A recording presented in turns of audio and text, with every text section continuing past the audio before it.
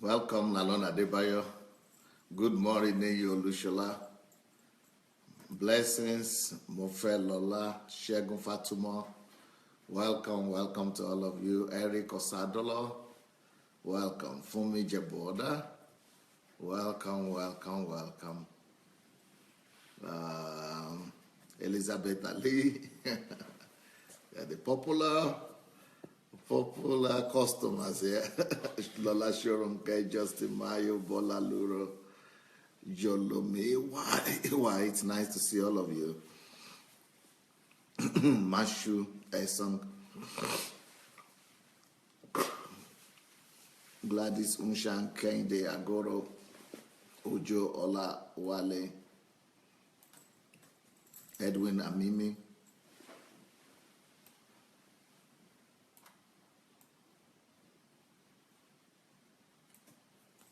Bola Luro, Noel Okushuku, Omo Nike Ikeade,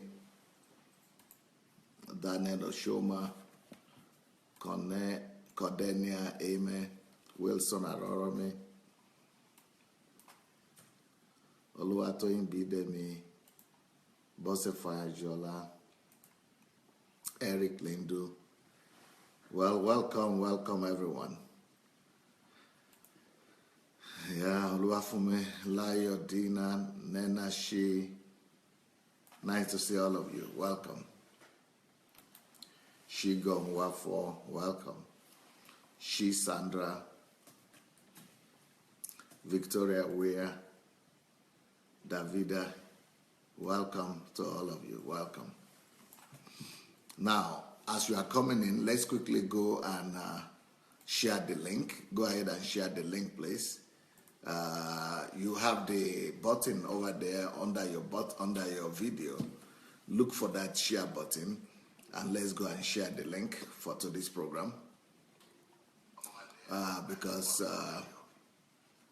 Let's go share the link because then we could invite other people who don't know yet that we are here and who are not aware of our platform to come and join us. So please go ahead and look for your friends, write them, invite them, and also another thing you could do is to write a comment or a remark on the shared link. So once you share the program, write something on it. Write something and let people know what to expect. Oh, okay. Shioma said, I'm excited I can now type. Why? You couldn't type before? Wow. Okay. Thank God. Well, sorry for that. Chris Emoit Omukaga, I need to talk to you personally if possible. Oh yeah, everything is possible, but you need to write me. I don't have telephone anymore. I dropped my telephone. People are taking advantage of me and abusing it. So I'm not having telephone. So if you want to talk to me, write to me personally. And my email is pastor@godembassy.org. pastor@godembassy.org. So pastor@godembassy.org. If you write there, I'll be able to reply you. I'll be able to reply you soon. So welcome, and let's go. So this week I said I'm going to be talking to the ladies. This week I'm going to be talking to the women. So it's the ladies' week. And I think it was a wonderful way to end that other week, last week, with yesterday's program with the Ojimadus. And it was a beautiful conclusion. And we had a lot of responses. A lot of people came to see them and to hear them. And now we see that not just Pastor Sunday is strange, not just Pastor Sunday is coming from another world, but, Africans could be different, and Africans could be godly, and we could have example of family based not just on culture but on the kingdom principles, on the kingdom of God. And that's another example to you, for you to know that no, nothing unique about me and my family. Just follow the principles. Just live by the truth. I shall know the truth, and the truth shall set you free. So, get their books, get their materials, and you find out that everything is possible. It's possible for every family, what they shared with us yesterday.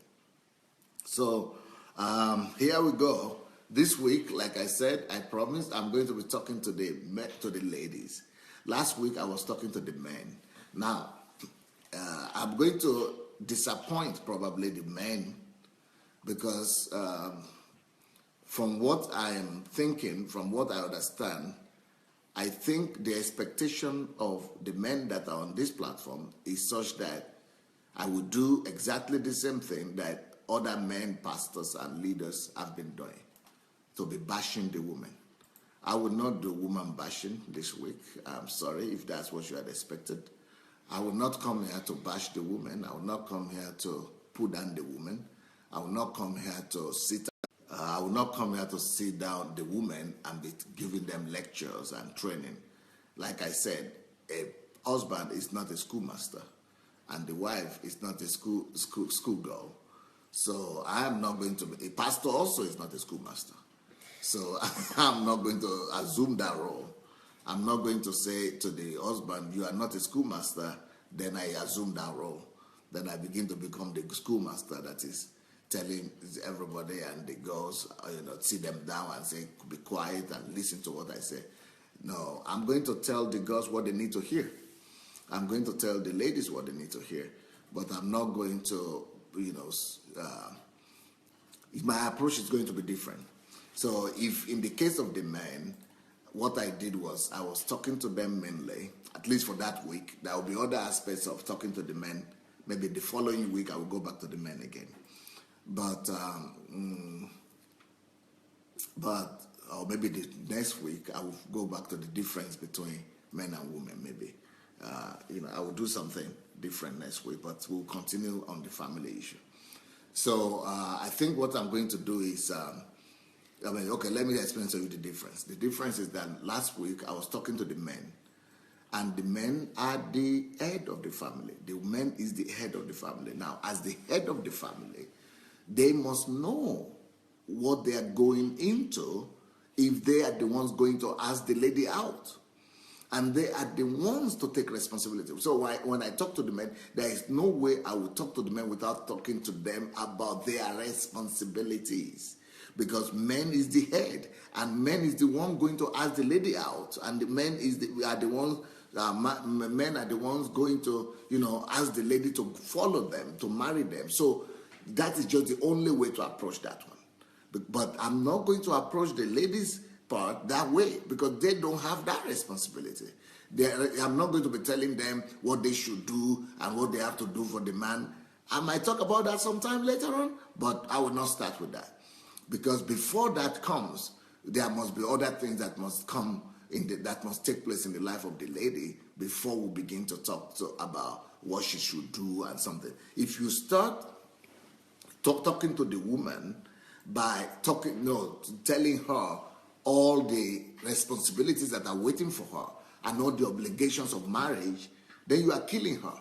You're already killing her before she goes into that marriage, because she is not looking for trouble. She's not waiting there looking for what problem to respond to and whose pants to wash and whose socks to remove and all that. And she's not staying in her own house looking for whose clothes to iron and whose bed to clear. So that is not a problem. Any lady is not thinking of marriage because she's thinking, oh, okay, let me look at the trouble that I could put on my head. That is not the desire and the dream of every girl. Every girl that is thinking of marriage is thinking of somebody to cover for her, take care of her, and be a protector and be a father to her. So I'm not going to start telling her, okay, this is what marriage is going to be for you. You are going to marry, you have to do this, do this, do this. No. She's not.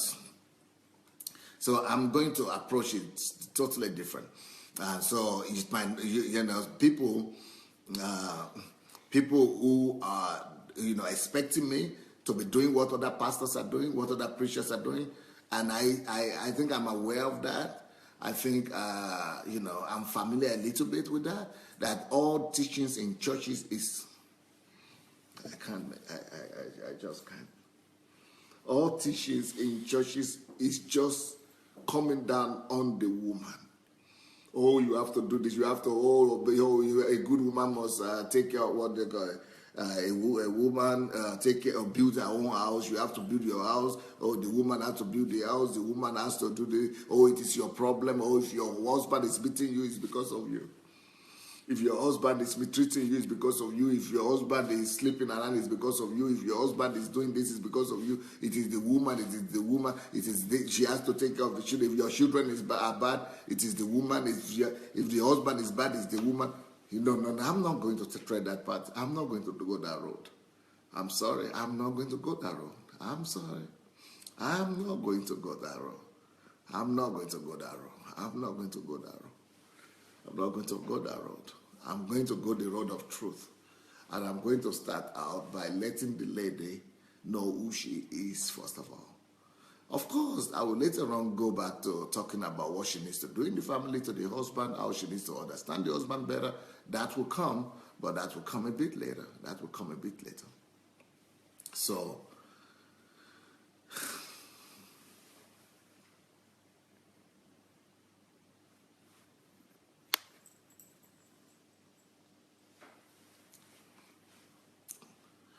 today's message, today's whole week, I'll be talking to the ladies.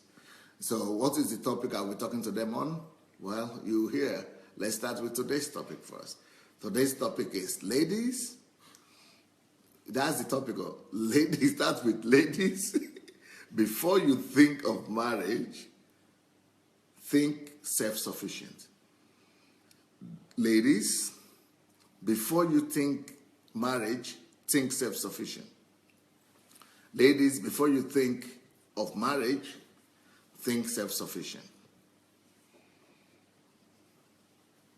I hope you hear me. I'm going to say that again. Ladies,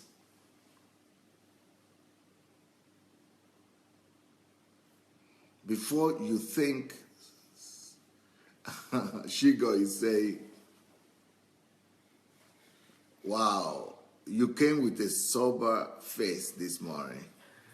Yeah, because with the men, it's more like, you know, we are soldiers.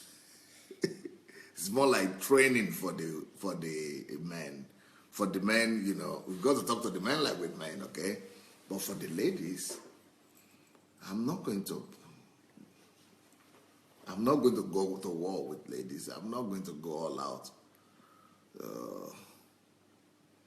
You know, to talk to the ladies with frown face. No, I'm going to come out talking to them like a father, like a friend, like a brother. So, yeah, so today's topic is, ladies, before you think marriage, think self-sufficient. Before you think marriage, think self-sufficient. Now, when we go to the Bible, in Genesis chapter 2, verse 18, when God was talking about making a helper for the man, there is something that we need to pay attention to there. Many people just rush through that and so miss out on some of the most, even ladies miss out on what they're supposed to pay attention to. So it says in verse 18, Genesis 2 verse 18, and the Lord God said, it is not good that man should be alone. I will make him a helper. But what helper? A helper comparable to him. So, this passage is so pregnant. And it's not pregnant in the sense that people preach it. You will see the way I'm going to approach it. It's totally different from what you've been hearing people preach about. People just go to the surface and talk about just the obvious. Oh, okay, it's not good for man to be alone. People only talk about it in terms that, oh, you are supposed to be a helper. Okay, that's just a helper. Those are just the only two things people say. But, oh, how much I see here. In fact, I see so much here that it will take me a whole week talking about it morning and evening to come out of this place. Can you imagine it? I see, and I will not even be talking about those things people talk about. I will not talk about being a helper, or it's not good to be alone. And still, I'll be talking for the next 1 week, morning and evening, and just in this particular place. But let me give you a general idea of what I want to talk about. Three main things. You want to remember them. And these three things, for me to talk about these three things, I need a week.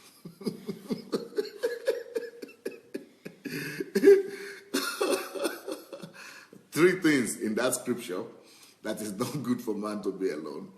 And God will make him a helper that is comparable to him. So the first thing I want to talk about here is, I want to talk about, remember the word, self-sufficiency. Self-sufficiency. 2, I want to talk about maturity.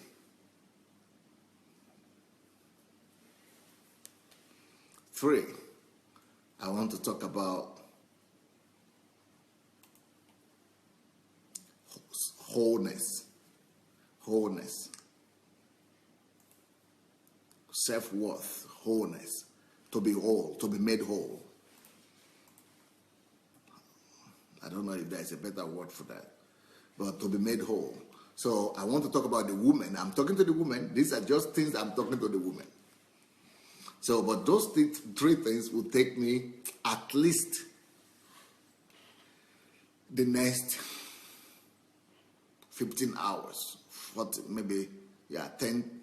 to 15 hours to just address those three things.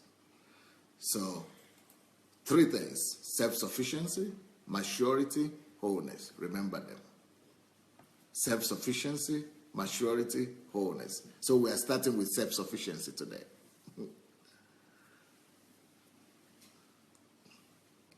So, where am I getting these 3 things from? Well, I'm getting it from from that passage. I'm getting it from that passage where God said, it's not good for man to be alone, that it will make for him a helper. Now, listen to this. A helper means that for you to be able to help and for you to be able to be a helper, you must have those 3 things I just mentioned. A helper, you can only be able to help another person when you are already self-sufficient. Before you could help another person as well, you must be able to be mature. Okay, for example, if I'm learning to swim now, and one thing I've discovered with swimming is that if they throw you in the river, all my examples are now connected with swimming. If they throw you in the river, and the person who wants to rescue you himself doesn't know how to swim, is not self-sufficient in swimming, both of you become the victim. You are not the only one who will die. The one who has come to rescue you is on a death mission. So since we are not sending the ladies on a suicide mission and on a death mission, before a lady could even think of marriage, she must think about self-sufficiency. It's just like saying, before you could say you must go help another person not to drown or to live, you must know how to live. That's why you could help. So that's one aspect that nobody is talking about. And that is one aspect that we don't tell the ladies about before they marry. We are thinking they will go into marriage and marriage will make them to be self-sufficient. No. It is about becoming self-sufficient before they go into marriage. Another thing that you will need, that you cannot do without to be able to become a helper, is that if you are not mature, you cannot become a helper. It's just like saying now, you have a 2-year-old baby at home, and you are saying, oh, your mom is sick. So since mama is sick, or mommy is sick, and you say, oh, but she doesn't have any problem. She has a baby there now. She has a child at home now. How old is the child? 2 years old now. She cannot stand up. She cannot cook. She cannot clean. She cannot wake up in the morning. Yeah, but the baby will take care of her. 2 of them will die. A 2-year-old kid cannot take care of a sick mother, cook for her, wash her, give medicine to her, save her from death. A 2-year-old cannot do that because she's not matured enough for that. So the same thing with marriage. You cannot think about a helper because that 2-year-old cannot be a helper to the need of the person who is helpless. So is a girl, a woman or a lady, she has to first of all be matured before she could become a helper. So that is the second thing we have to talk about when we are talking about women. And like I said, it will take me the next 15 hours to talk about these 3 things. Then number 3 thing that we cannot talk about, we have to talk about before we talk about a lady becoming a helper, is wholeness. Because anybody that is not confident of himself, anybody that is not whole, that is not, assured. Okay, for example, just like saying, somebody, let's say,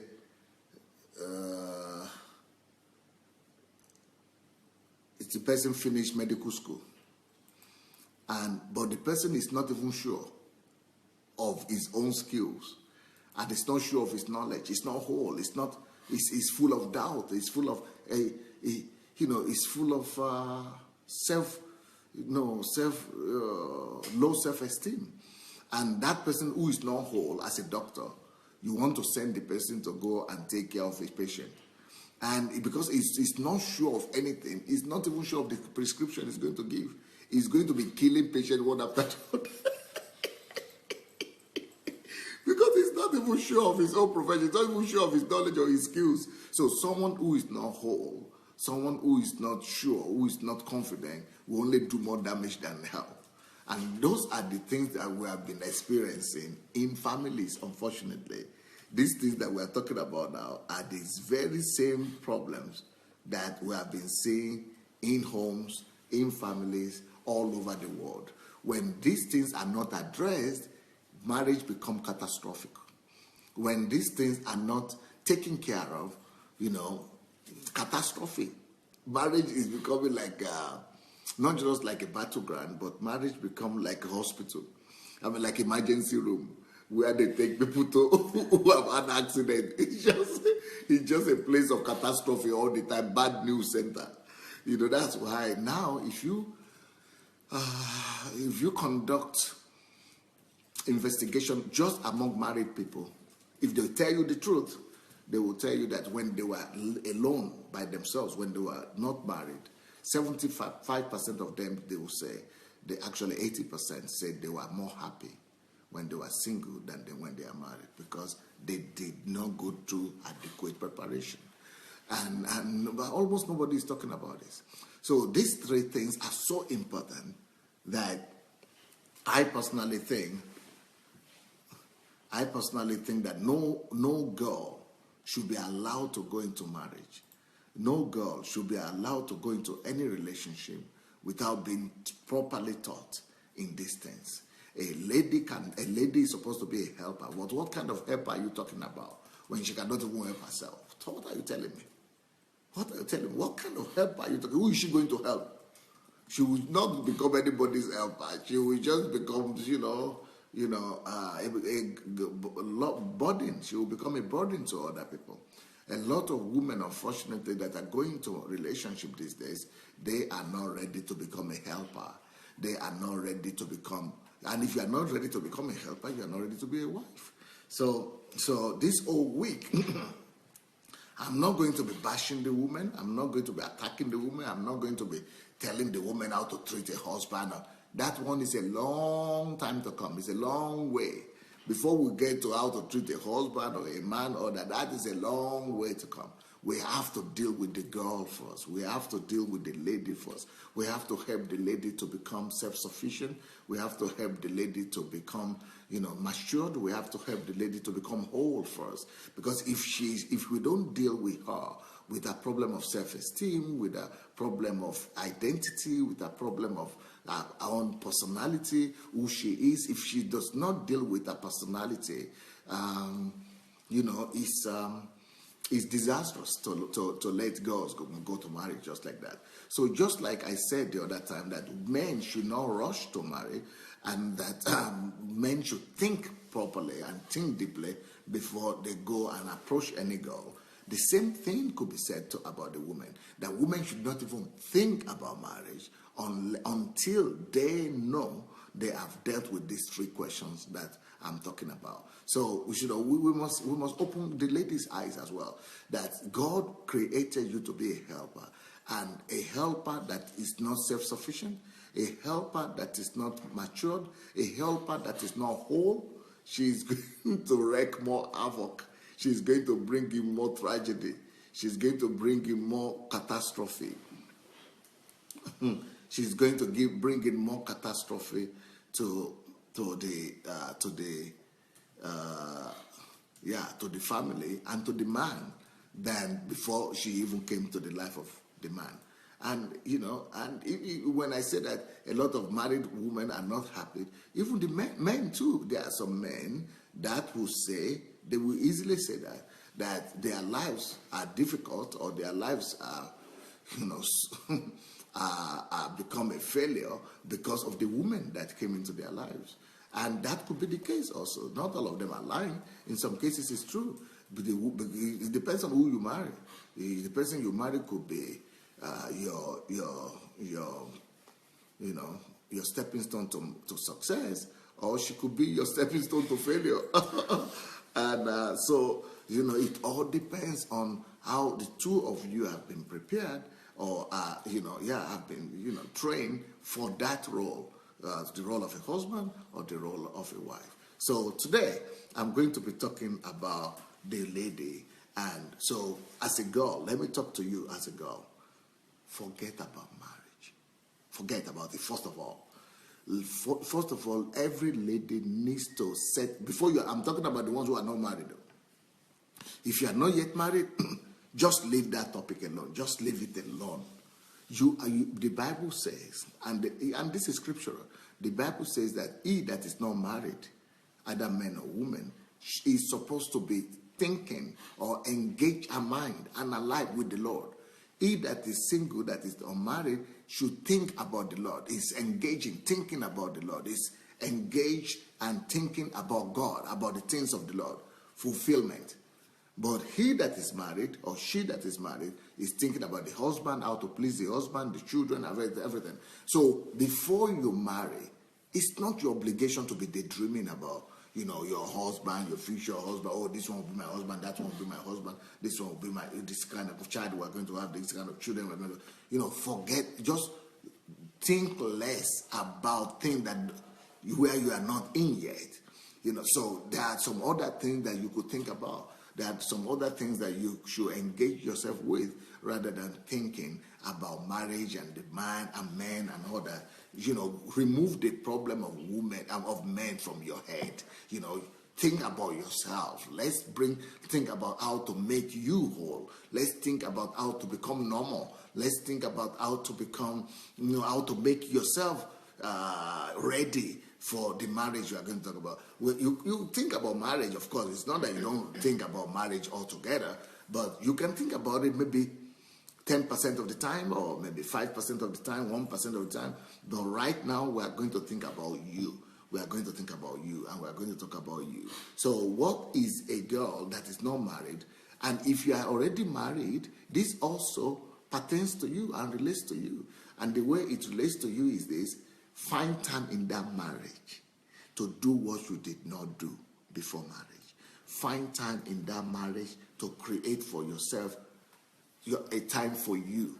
Find time in that marriage to find opportunity to develop yourself and to do these three things that we are talking about. If you don't do it, you will continue to suffer in that marriage. If you don't do it, not just you is going to continue to suffer, your husband will continue to suffer, your children will continue to suffer. And even after you are dead, your children will continue to carry the suffering and the consequences of the wrong choices you have made, and or the lack of development that you came into the marriage with. They will keep on taking that to their children's children. It will be transferred to your grandchildren and grandchildren, next generation. So it's a lot of catastrophe that is hidden in a relationship when the woman is not well prepared, when the woman did not do what she was supposed to do at the right time before she enters into the marriage. And even if you have already entered into the marriage, still you still have time, or you should still find the time and the opportunity to give life to yourself. Now, let me give you a statement that I read somewhere, and I even wrote a book about it. And this statement says that the first responsibility of every human, of every person, man or woman, is to first of all give life to himself. You must know that your first responsibility as a lady, your first responsibility as a woman, your first responsibility as a human being, your first responsibility as just a girl is to give life to yourself first. You create life. You have the responsibility to become the architect of your own life. If you have not created your own life, if you have not been able to build your own life, you don't have the right to give birth to another life.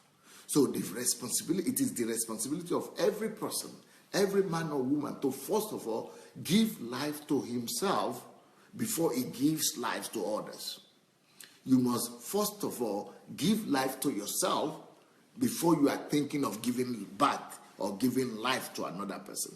But a lot of women these days, what they have started thinking about children when they were small, or when they are still teenagers, when they don't even know what is their own life, when they don't even know who they are, when they have not even recognized themselves, when they have not even acknowledged who they are, and talk less of giving life to themselves. They are not even bothering to give their life to themselves, to give life to themselves. They are only thinking about the life they want to give birth to, or the life they want to give to another. How can you give to other what you don't have? What are you going to give birth to? You are just going to give birth to another biomasses. You are just going to give birth to another flesh. You are just going to give birth to another bunch of biological pieces and biological masses. So that is a disgrace, because if you have not created in yourself a core value, if you have not created in yourself a personality, you can never give birth to that personality. You can never give birth to a personality that you have not created in yourself. You can never give birth to a value system that you have not already created. We cannot give what we don't have. We can only give what we have. So if you have not created in yourself the person that you like, or you have not created in yourself the person that you yourself admire, if you have not created in yourself the person that you yourself love, the person that you yourself would like to be like, then what will you give birth to? If you dislike yourself, if you are disgusted with yourself, if you don't like what you see in yourself, so what will come out of you? It is the same disgustment, that a disgusting thing that will come out of you. It is the only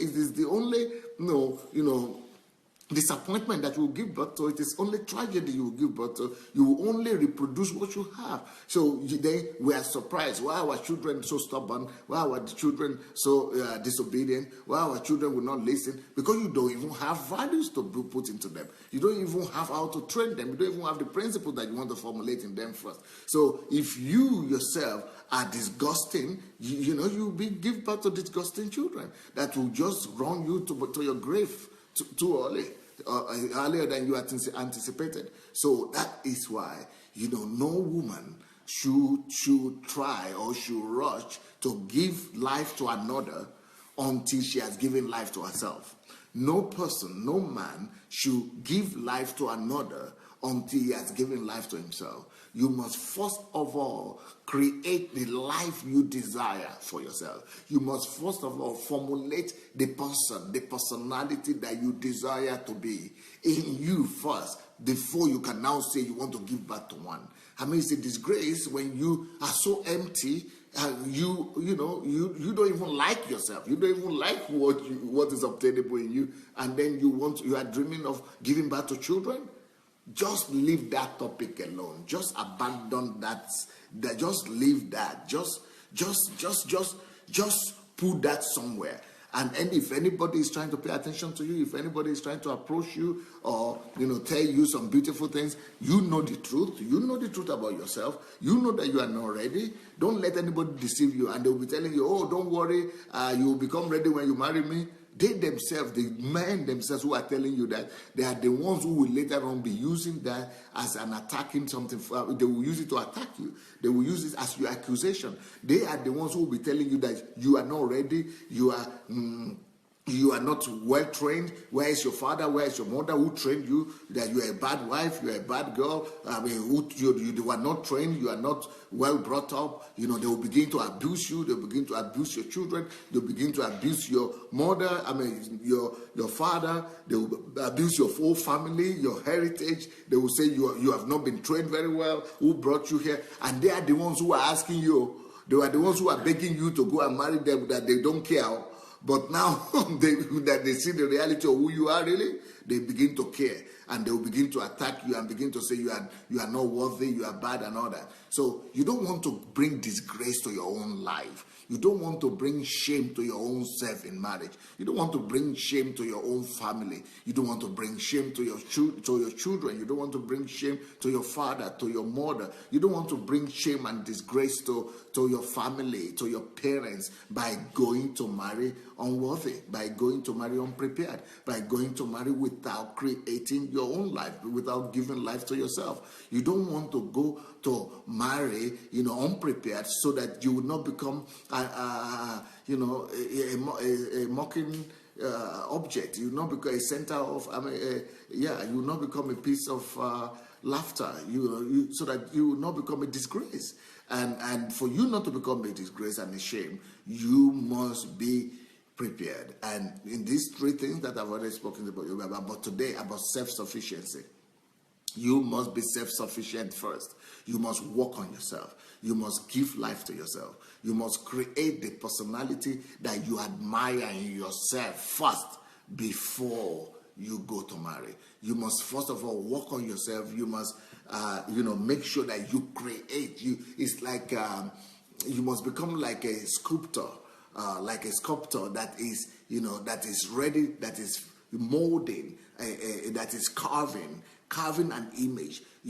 Everybody has that responsibility of carving an image of himself, the one that he desires to see. All of us are supposed to do the sculpture of ourselves, to carve out the personality that you want for yourself. You are supposed to clean yourself. You are supposed to, to chisel yourself, everywhere, to sharpen yourself, to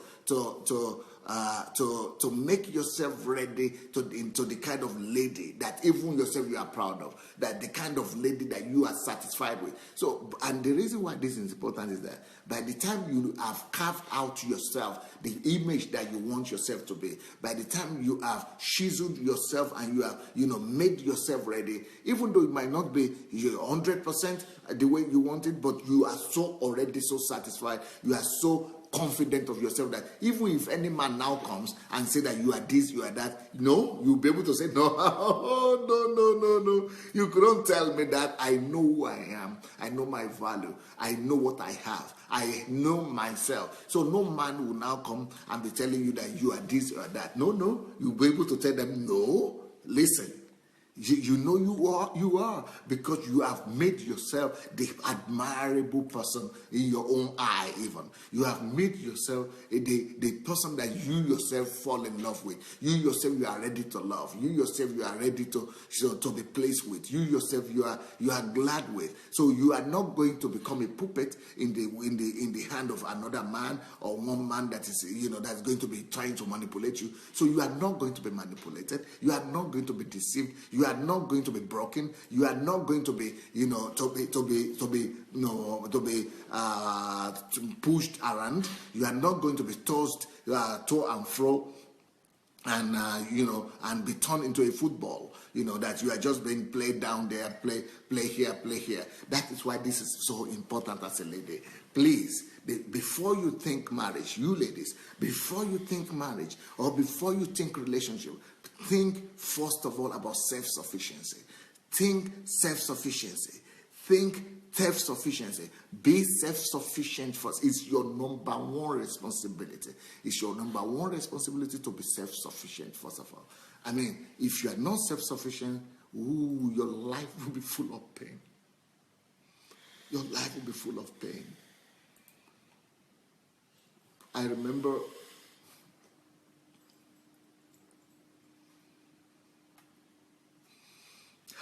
a situation that people came to me with.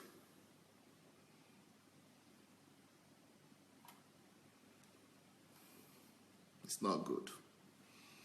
But this lady had been married, and she had even given birth to 3 children.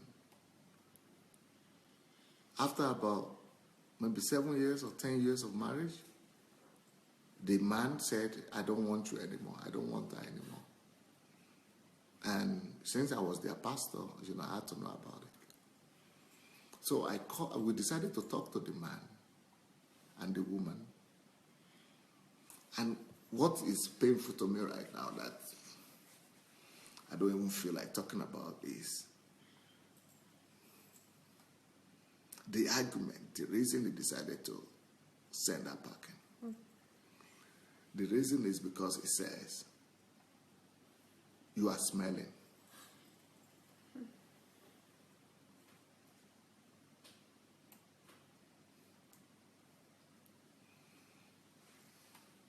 I don't know if it is true or it's not true. But let me tell you this. I still don't think he was supposed to do that. Even if the lady was smelling, he was supposed to help her get rid of that smell or find ways of how to, to resolve that problem. But let me tell you, just as a friend and as a father now, I want to say, do you know there is a reality in there, and there is a truth there.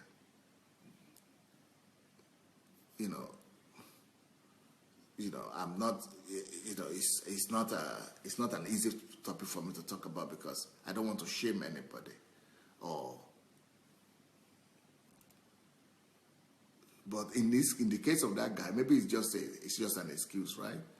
But you ladies must also know, and there are some women that don't know this, but you ladies must know that there is something that is called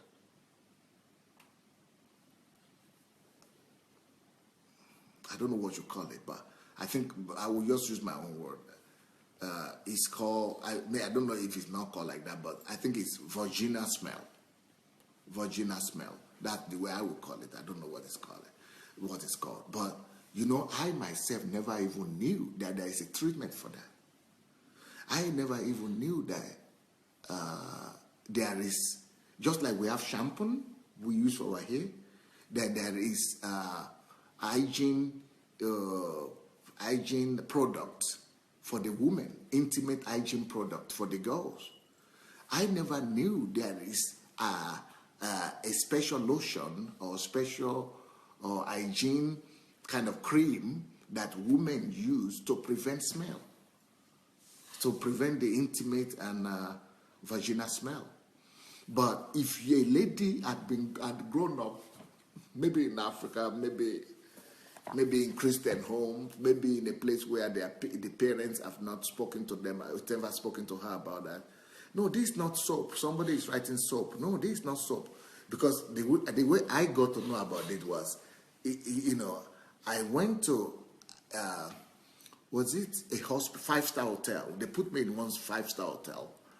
And, in the 5-star hotel, they made everything present. They thought I was going to be there with my wife.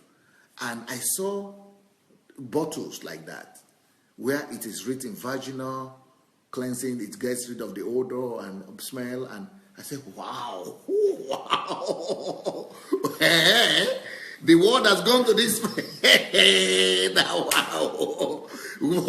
In the hotel, hotel room, they put all kind of different cream, including vaginal cream that is, they want to get rid of the smell, they want to give aroma, they want to, for vagina also. I know you have body cream, I know you have skin cream, I know you have hair cream, but which now, how? But I saw that people know that there's a problem like that, and people have resolved that problem. Somebody is just writing me now that Davida just say, I hear that a lot from women. Davida is a woman minister, and she's a minister and she's saying that a lot of women come to her that their husband either complain or their husband leave them or their husband, remove them from the homes or from the family because of that, you see. But a girl might not know that before she married. A lot of girls I'm sure, a lot of those girls who are 17-year-olds and, teenagers, they might not be aware of it. And they're thinking of marriage. And then the man will just shame them. And she will be thinking she's okay because she's wearing clothes. But this one is beyond clothes, though. So now, like I said, I'm not defending that guy that divorced a woman 10 years later or 7 years later just because of whatever smell he was thinking. But he was able to live with her for 7 years. But he said he couldn't just cope with it anymore. And as a man, I think that, maybe it's true, maybe it's not true. I must tell the ladies the truth then. I still must tell the ladies about this, that you should still know that, there are things that you must be prepared for. And this one is just the easy thing. This is just the small thing that I'm talking about. But this is like this easiest of things. Like, this is nothing, right? About, smell or something. But when I talk about self-sufficiency, when I say, before you think of marriage, think about yourself. Think about being self-sufficient, not just in the body preparation and things like that.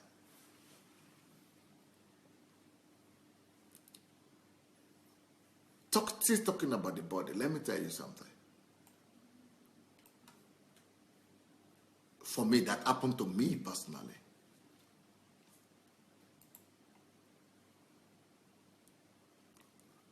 Do you know, since I was growing up in Africa, almost up to now, but let me talk about since I was growing up in Africa, and since I was a boy and I was having a girlfriend and things like that. I'm talking to you as a girl now, as a woman now.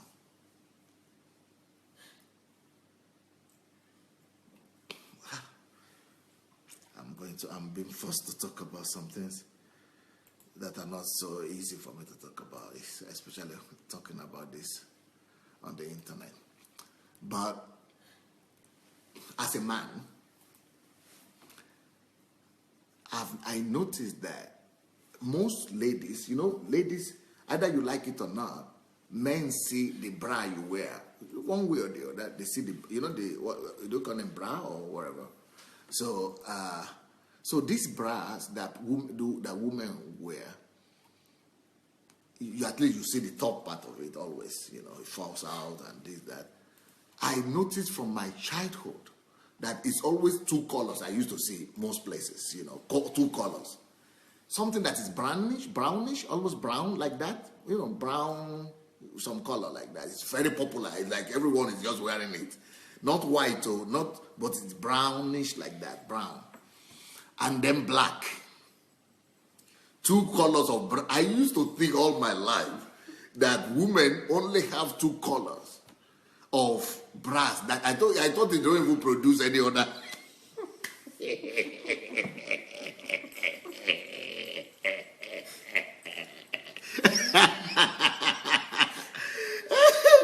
The strap of the, So through the strap, I could see the colors. But these colors are always some colors like that are, And I said, so before I married, always been concerned. Oh God Almighty! So I will be seeing my wife wearing just these two colors all her life. You know, how will I marry a woman that will just be wearing this same brown thing I will be seeing? Even by seeing that color, I'm already having what they call allergic. I'm already allergic to it because it's already putting me off. Any kind of desire will just disappear. All those two colors. Even though I might like the lady, but before I get to her, the thing is been killed, is murdered, is punctured. The desire has been punctured. The reason I'm talking about this,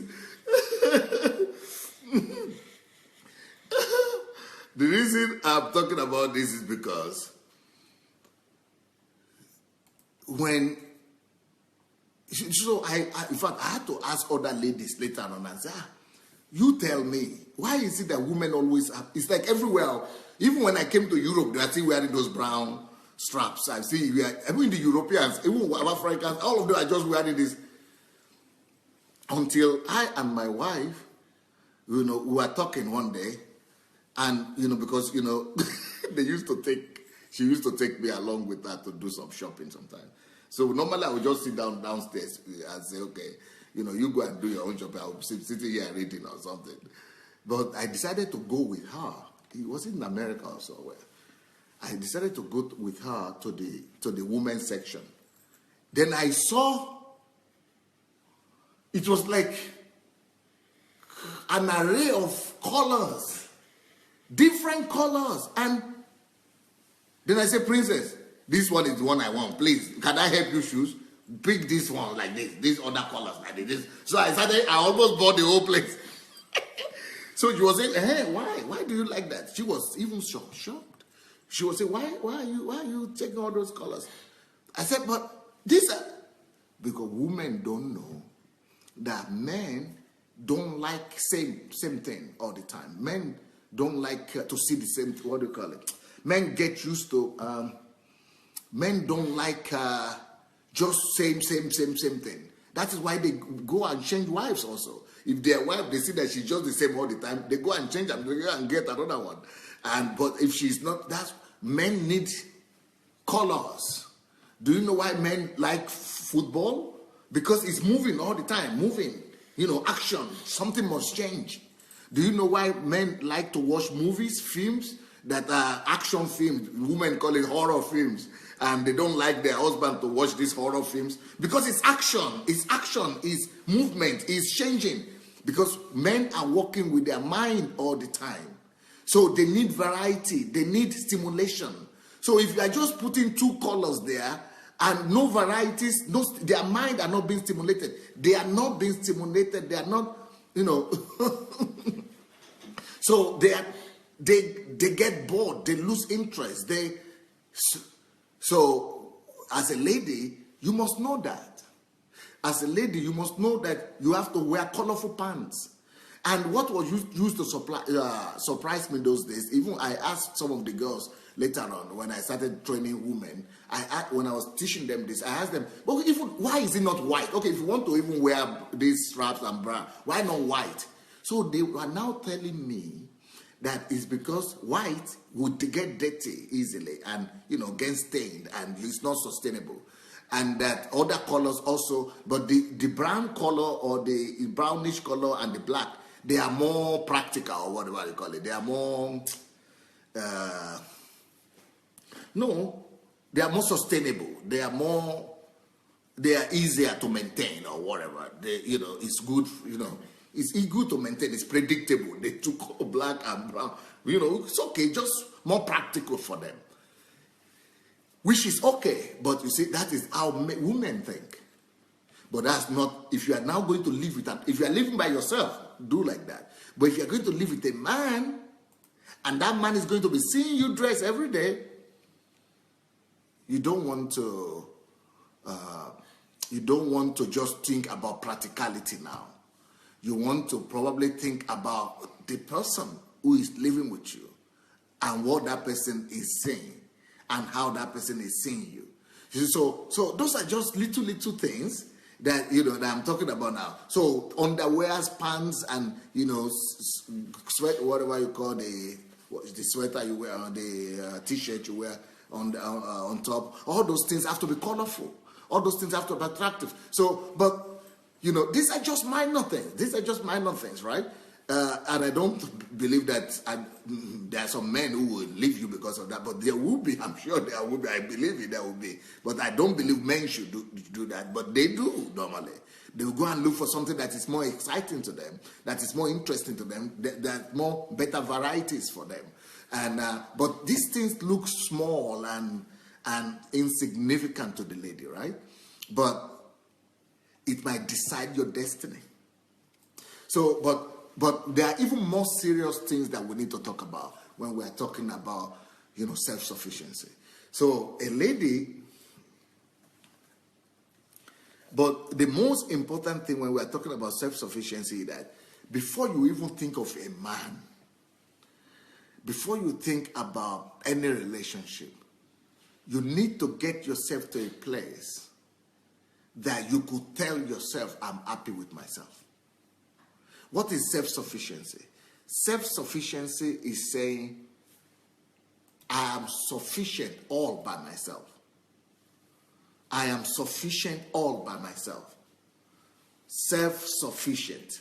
I am sufficient by myself. So that means you are not sitting down there thinking, oh, I'm not happy. Oh, I wish I would be happy. If somebody would come into my life, somebody. When you get married, you will even be more unhappy. That I will guarantee you that one.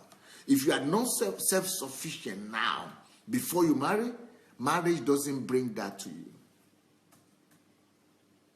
It's an illusion to think that marriage will bring that to you. It is something that has to be created inside of you. Something from outside cannot give you self-worth. Something from outside cannot give you self-sufficiency. Self-sufficiency is something that has to be created inside of you. And if you don't create it inside of you, let me tell you something about men. If you are going to marry without being self-sufficient, I don't want to break your heart and I don't want to disappoint you. Men know how to bring out all the insufficiencies in you. They will not even know it. They might not even do it intentionally, but naively. Because you will come back home with your new hairstyle, and you will think you are ready to kill. You are ready. And then the man doesn't even notice it at all. He's just watching television. And if you don't have self-sufficiency in you, you already don't have that you are already satisfied with yourself. You are already happy. You will be so depressed. At least if you had been alone by yourself, and you do your makeup and hairstyle, and you at least you notice yourself. At least you appreciate your own self. At least you look at yourself in the mirror, you like what you see, and you go out of town. And in town, many people will see you, many people will appreciate you, many people will look at you, and you are happy. But when you are now married, and you are expecting the most important person in your life to appreciate and to notice how you look, how you dress, the new dress or the new look or the 5 kilograms that you lost or the hairstyle that you made, and he's not even noticing it. And not because it's bad, and we are going to be talking about that later on. It's not about the man, it's not about him being bad. It doesn't even have anything to do with him at all. It's just that he's just a man. He's just being a man. He just didn't notice that at all. He's living his own life. I mean, he's doing something. There are things that are more important to him. His football is more important to him at that particular time than noticing your new hairstyle. Or the news might be more important to him at that particular time. He didn't notice. But for you as a woman who had not worked on self-sufficiency, for you as a woman who had not, made yourself to be sufficient from inside, for you as a woman who had not built that stronghold within yourself, who had not built that pillar of strength within yourself, to be happy nevertheless, to be satisfied nevertheless, that will not just bring out that insufficiency in you, that is just going to shatter and scatter your life entirely. That you will be unhappy, you will be irritated, you will be depressed, it's just like they have trampled you under the feet. Just because he didn't notice what you wore. What you wore or new hairstyle. It's something as mundane as that will be killing a girl that had not worked on self-sufficiency. So you must get yourself to a place before you even think of marriage, whereby you say, if anything, just picture any scenario. Just picture any scenario and you are already happy with yourself. Picture any scenario and you are already satisfied. Think about anything. Doesn't matter what anybody would do that will affect your self-image. You are already happy. You are already self-sufficient. You are already satisfied with yourself. You know how to make yourself happy. You know how to make yourself, satisfied inside your own heart. When your joy depends only on you and on God, when your joy depends on what you do and what God has done for you and is doing for you, then you don't care what happens, what a man does or doesn't do, who notices or who doesn't notice you. Then we are talking about self-sufficiency.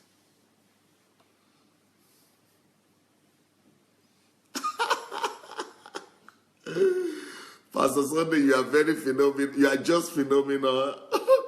This is a very serious worry. Are you sure it's more serious than the other last week? It's just because he's talking to you now. Otherwise, it's very serious. So we're talking self-sufficiency. So self-sufficiency is the ability to know that I am sufficient by myself. I am sufficient all by myself. I thank God for my life. I thank God for when you wake up in the morning and you just look up to God, you are glad and you are happy. Nothing compares to that. But even when you are happy by yourself and you wake up in the morning and you are enjoying it, you enjoy your loneliness with God, you enjoy the fact that God has blessed you with a good job, or you have your profession going for you, or you have your calling that you are fulfilling, or you have personal relationship with God, you know that you can be how you want to be, you can look at you want to look. Even at that, if you go to marry like that and you are not very solidly established, even that is going to be tried when you go to marriage. When you go into marriage, that is going to be tried because when you go into marriage, the fact that you are by yourself and you are so happy and so satisfied. For example, you wake up in the morning and you look into the door, through the window and you see the wonderful weather and you see the sky. And you see you know exactly what is waiting for you. But once you marry, you no longer know what is waiting for you. If you used to wake up in the morning and look through the window and like the smell and like the light, the sunshine, and like the nature out there, when you wake up now, when you are now married, you might not even have time to look at that nature again. Crisis, because once you wake up, you want to look into the window, somebody is pinning you down on the bed, and you don't even have time to look at. So your routine is just destroyed like that. And if the next thing that you would have liked to go and do is to go and take a shower, you cannot go and take a shower because he's saying, "Oh, lie down here, I'm here with you," and you cannot. You are even feeling. Saying it's uncomfortable to leave him there and he wants to talk to you or he wants to do, and you have not washed your teeth and you want to go and he says you should lie and you don't want to disobey him and you want to. So a lot of things need to be considered.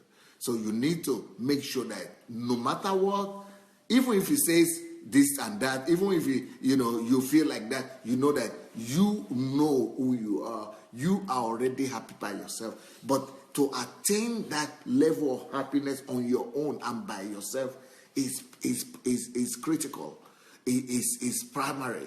So you must know how to, first of all, be glad by yourself. Be sufficient by yourself when you are so happy.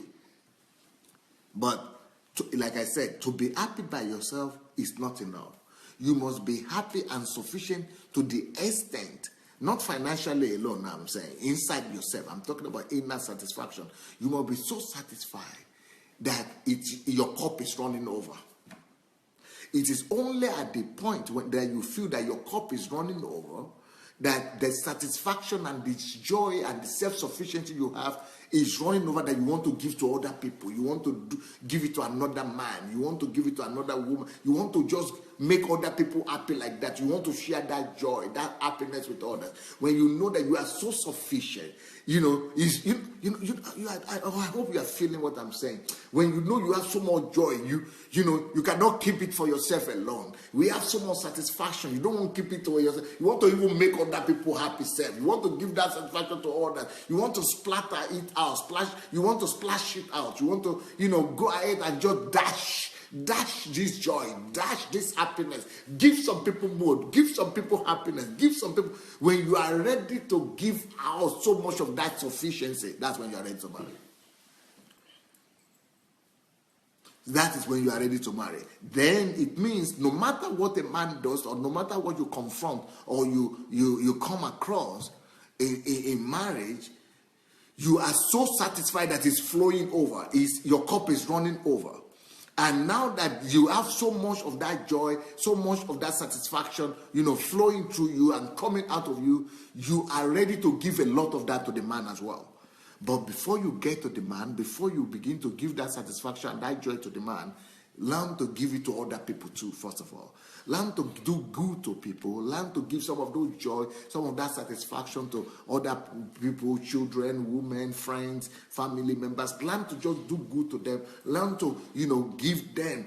Not complaining, not waiting for others to give you, not complaining that other people are bad, other people are not. Learn to do good to other people to the extent that they will not even be grateful. They are showing ingratitude to you, they are showing lack of gratitude, and you are used to that, and you are still not frustrated, and you are still happy to give. So that when you now go into your marriage, and you are seeing some things that you expected the man to respond to and he's not responding to it. You expected the man to thank you for something and he's not thanking you for it. You are not bothered anymore. You are more concerned about giving than receiving. That's what we call love. That you are ready for marriage. That is real love. Real love is when you are so overflowing, when you are so full of life, so full of goodness, so full of the kindness of God, the love of God, this satisfaction that you are even ready to give to others and to bless so many others without asking for more. Without asking for yourself, for much for yourself. That is when you are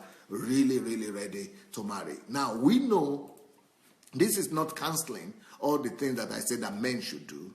Men know their own responsibilities, but it is not your own duty to begin to, think about what that you are not going to work on yourself because men are supposed to do this, men are supposed to do that. Forget about what men are supposed to do. Let them be thinking about what they are supposed to do. But you must also know what you are supposed to do from your own side. You must know what you are supposed to do from your own side. So self-satisfaction is key before you think of marriage. Self-sufficiency. You have to be sufficient. You have to think self-sufficient. You have to make sure that you are satisfied with yourself. You are sufficient, in so many areas before you go into marriage. Before I even think of a man. Tonight I'm going to continue. I'm going to talk about areas where you need to be self-sufficient. What are the areas where a woman would need to be self-sufficient? What are the areas where a woman would need to grow herself in self-sufficiency? In what areas are you supposed to grow in self-sufficiency? That will be tonight. Because my time, I didn't even notice that my time is already over. The time is over for today, but I think I made the point. You have to be self-sufficient. Then tonight, I want to tell you concretely where and what areas you must develop yourself and make sure you attain self-sufficiency. But tonight, by the grace of God, we hope to come on the big platform. We hope that Facebook will have opened my Dr. Sunday Adelaja public page So we are going to be probably coming on public page, Dr. Sunday Adelaja, but we are going to copy it here as well. So I think you'll be able to watch it both here and there. But I think the direct one will be from Dr. Sunday Adelaja. So you can begin to invite your friends, and by the grace of God, we hope that we'll have more people come as a result of that, because we'll be able to invite normal people that we used to invite before.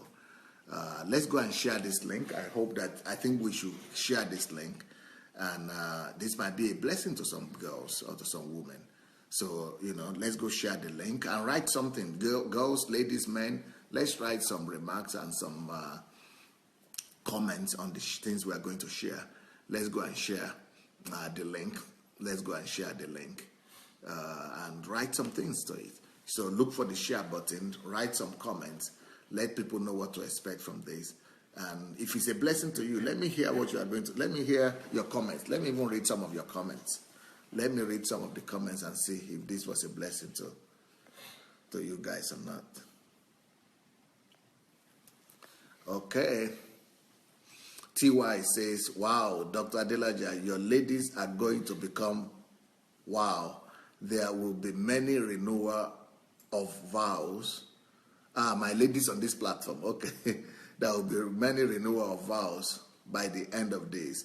I'm sure the men are making themselves coffee and settling down well to enjoy this message.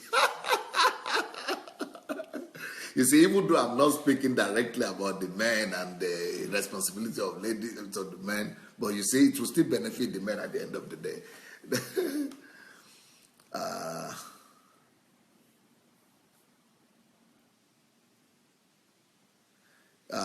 Donna Oshinashi says, so what are you as a man supposed to do to keep your wife interested so she doesn't get bored and go somewhere else? We did that last week. I think this Downer is just coming this time. Maybe she was not there or he was not there last week. The whole of last week was talking to the men. So it's always going to be like that. When I'm talking about the men will say, well, about the women. When I'm talking about the women say, well, about the men. Go back to last week's messages. You see the link from me there that says that if you missed out some of the things, go back to check them. Yeah, go through, follow those links, and you'll be able to listen to all the things you missed both last week and before then. Edwin and Mimi, Pastor is using wisdom to tell our sister the truth. Well, I think he's always used wisdom. I used to tell even the men the truth as well.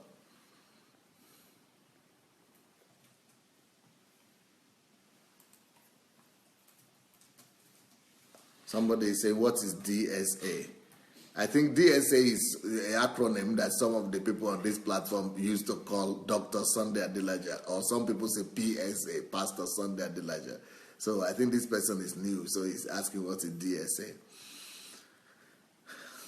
Okay, Oluwafumulayo say, you are very correct, Pastor Sunday. That is what makes some men to buy what they like for their wives. Yeah, if you don't like the stripes or the smell.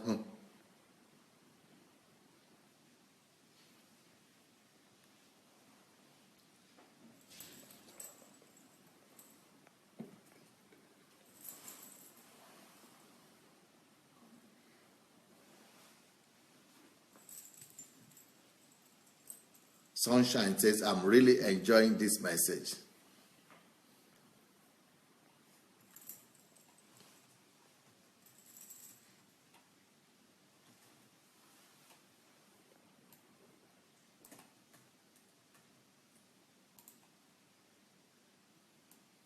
TY says, woman, you have to get your game on. No one owes the key to your happiness or self-worth. Yeah.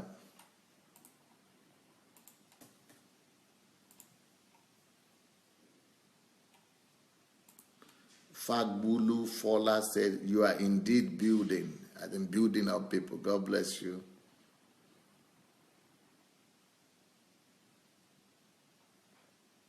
Bolaji Martin said, waiting for others' approval of an approval is an invitation for depression. I love me and I'm happy regardless of who notices me. Yep.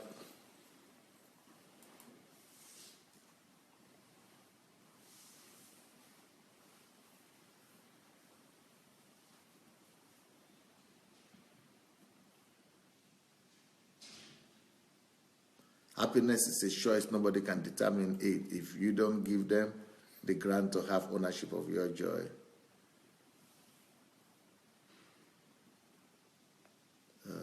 Let me see. Elizabeth is saying, Pastor, I salute you, or keep nailing it. Gift. After this woman retreat, the joy will be for the men. Noel says, even the men need self-sufficiency and joy to have enough of marriage. Edwin, any angle Pastor Sunday is coming from, he outsmarts others in their own field. How do you work on yourself, please? Just listen to my teaching. That enough will make you a champion. Justine says, thank you, Pastor. I love these new teachings, and I'm so eager to learn more. Martin Osholis, hi. He said, you have driven the point home. Solid teaching. Thank you. Edwin said, Pastor, I'm tempted to ask you, how many brains do you have?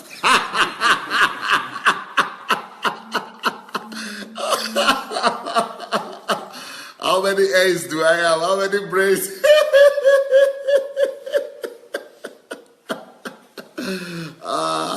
Is there anything unusual about my brain? I don't know if there is anything unusual you notice about my brain.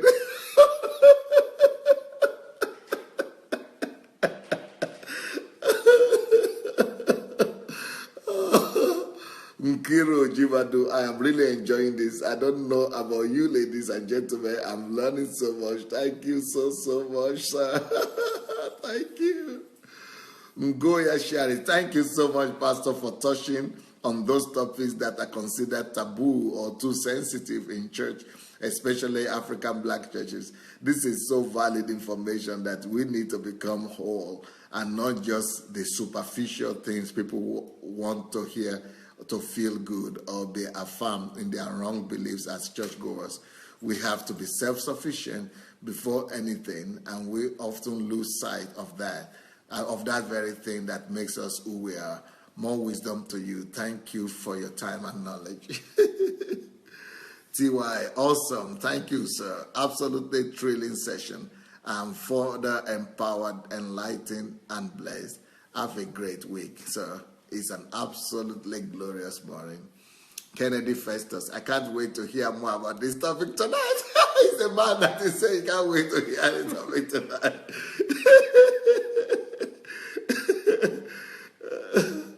Esther Kuganja, thank you, Pastor. So useful stuff.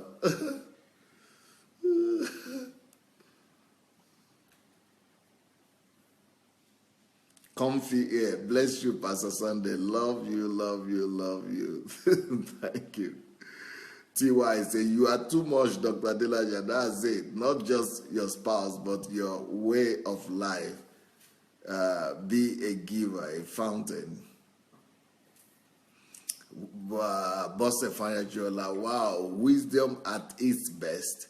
Kudos to Dr. Adelaja.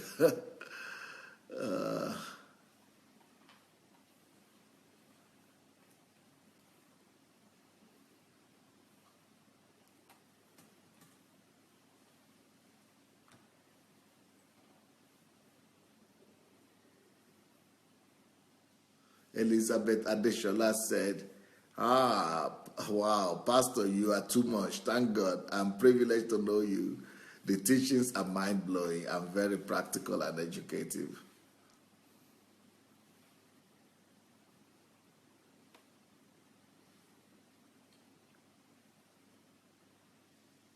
Downa Oshina, she said, I agree with what he is teaching about the self-sufficiency and the need for it before choosing a mate, or you make a mistake in who you choose. I am working through that now. And what God is talking and doing in me now is this very thing. Wow. Amazing.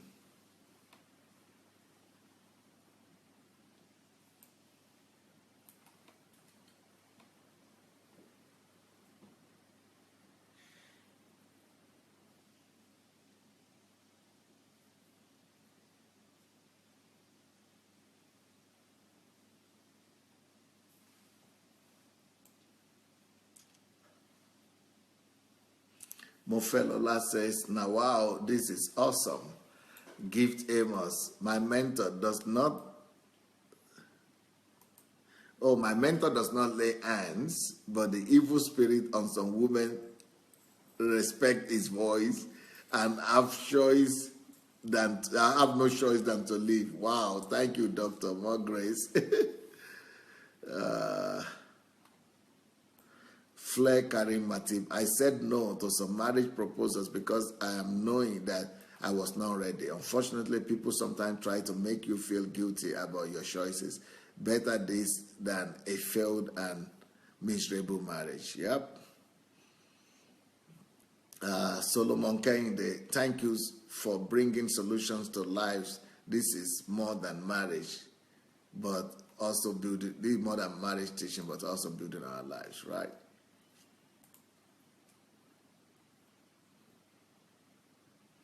Stella Ibe, I can't wait to hear more of this every day. Ekunsami, great word once again, Pastor. He's giving me kudos. Eric Osadolo, yes, so Pastor, you are just too much, sir. Thank you. TY, Dr. Adelaja, you really took the socks off me. I did not know you could touch on those things. You are full of surprises. In fact, we learn new things about your depth every day. Too much, sir. Okay, Nkiru is giving the link to books, both on Amazon and Okada.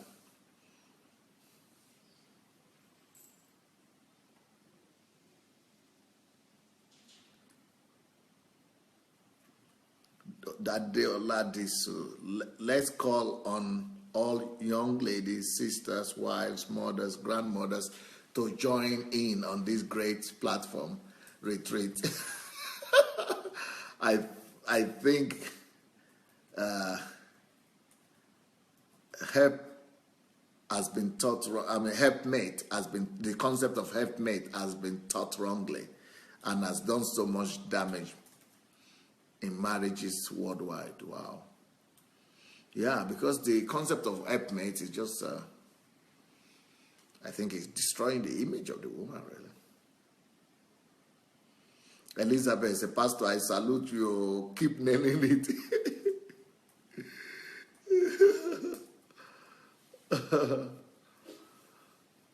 John Lucky, I now understand why you said your name will be remembered after 300 years. Wonderful teachings.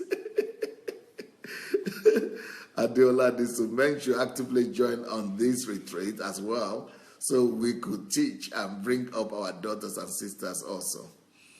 Solomon Kehinde, thank you for bringing solutions to lives. This is more than marriage, but also life building, right? Okay. Well. I think our time is up.